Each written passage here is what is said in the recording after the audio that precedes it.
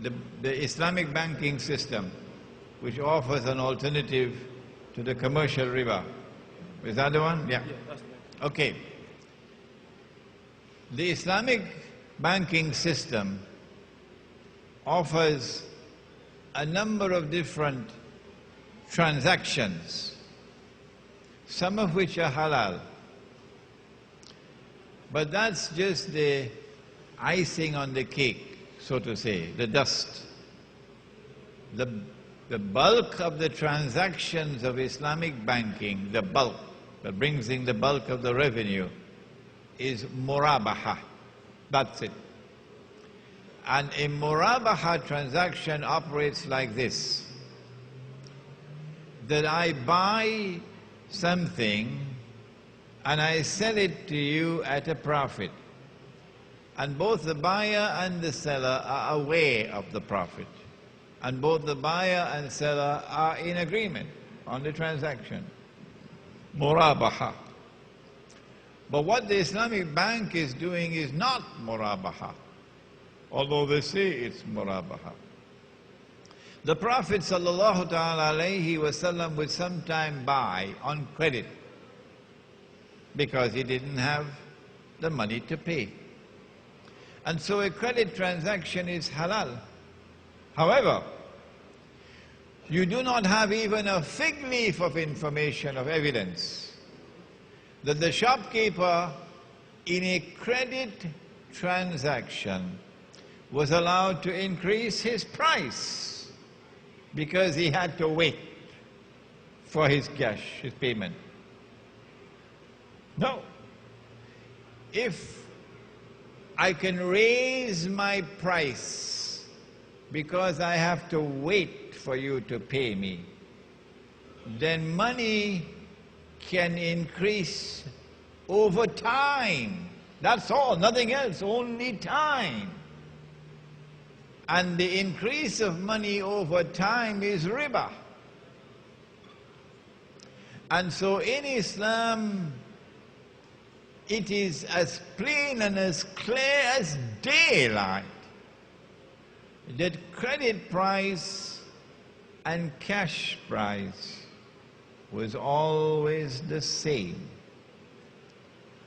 There was no increase in credit price over cash price. No.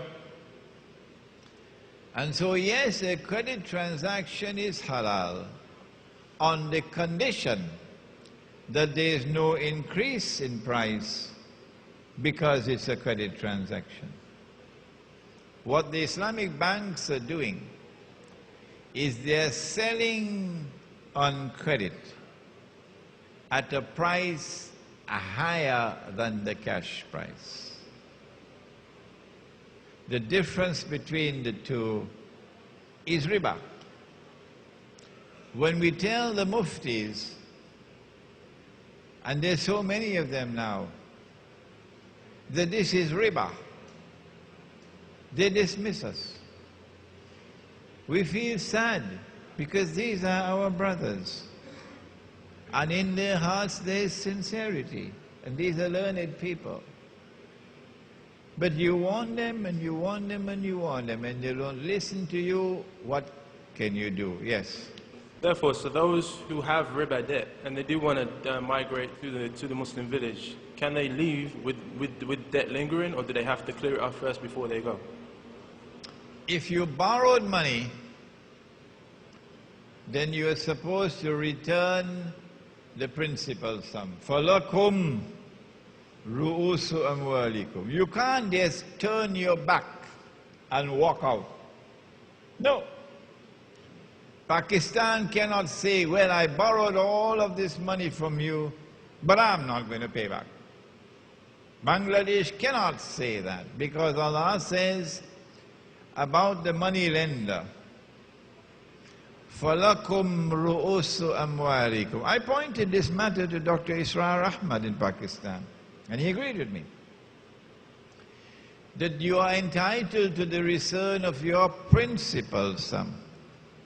What you can do, وَإِنْ كَانَ ذُو عُسْرَةٍ فَنَزِرَةٌ إِلَى مَيْسَرَةٍ. if the debtor is having difficulty in repaying the principal sum, Bolivia had that problem, Peru had that problem in South America, then you can declare, I do not have the means to pay you more than this amount every year. In the Bible, Allah subhanahu wa ta'ala in the previous Sharia, which came to Musa alayhi salam, he had fixed a limit for debt. That no debt would continue for a period longer than 7 years. The IMF and the World Bank don't want to hear about that. No banking system in the world wants to hear that. But at the end of every 7 years, all debts were wiped out. وَإِنْ كَانَ ذُو عُسْرَةٍ فَنَذِرَةٌ إِلَى مَيْسَرَةٍ وَأَنْ تَصَدَّقُوا خَيْرٌ لَكُمْ إِن كُنْتُمْ تَعْلَمُونَ. So you wipe out the debt after a certain period of time when you realize that the debtor is not capable of repaying you. But you still have to honor your obligation to repay. And you have to make the effort to repay the principal sum, not the interest. Yes, any other questions? The sister Karima. Oh, okay, Muhammad. Well, no, I just had some comments there, adding on to some of the things. I think that it's difficult sometimes to take a sort of absolutionist approach to the whole thing. Once people sort of first realize or once they learn about the topic.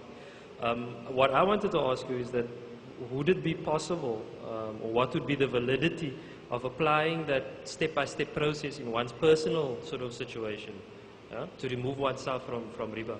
So then we could equate the educational process to that personal realization process. Hey, you know, I'm in this situation, I need to do something about it.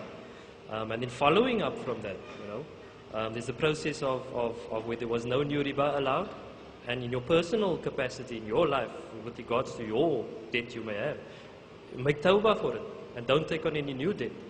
And then following on from that, you know, service it, get sorted out, cut up the credit cards, get rid of it. And then you get to the final stage, which is actually now no more debt, you know, whether old or new.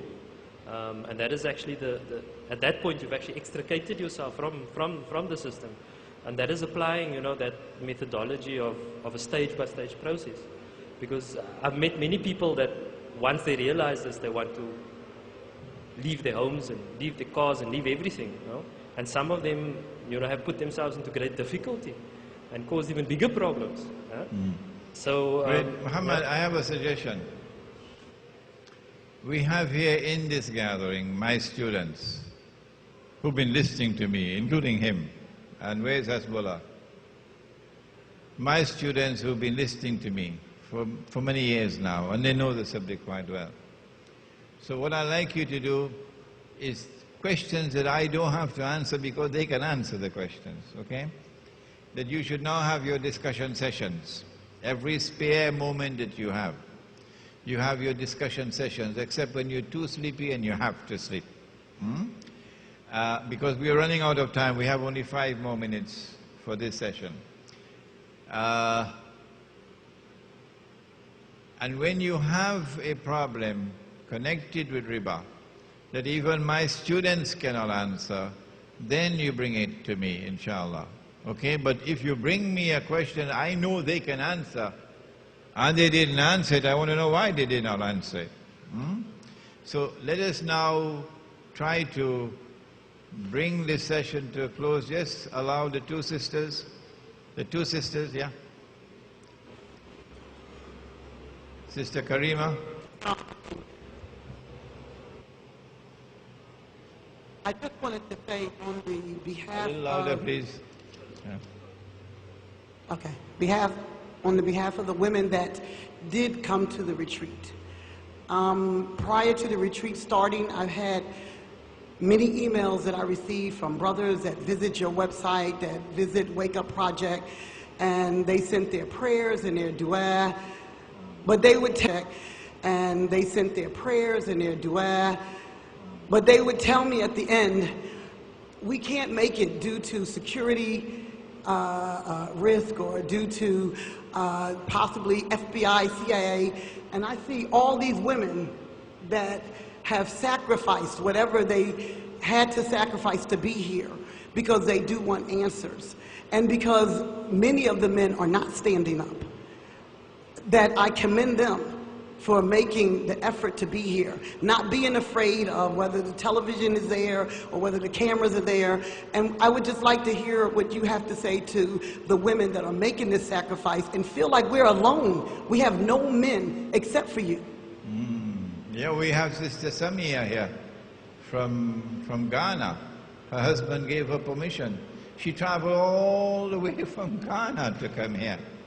And we have been time and again recognizing in this retreat, we don't mention the name of the men. We mention the name of the women who've been working for this retreat. There's Joyce at the back somewhere,